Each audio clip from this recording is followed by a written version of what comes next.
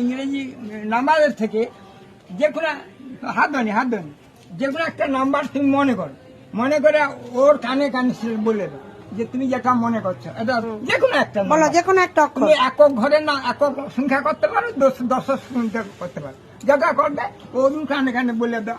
আমি আর না বলো, দেখো কচিমন একটা দেখো। আমি আর না শুনতে পাই। বলো। বুঝছো? আচ্ছা, এবারে দ্বিতীয় পর্যায়ে হচ্ছে তোমার হ্যাঁ ওই যে সংখ্যাটা তুমি মনে করছো এইটার মধ্যে আছে কিনা একটু লক্ষ্য করো।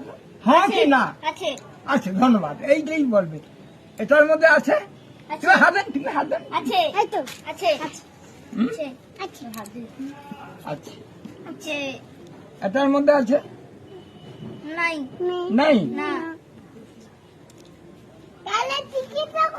এটার মধ্যে আছে হ্যাঁ নাই, এটার মধ্যে আছে বলি না, দাঁড়া। এটার মধ্যে আছে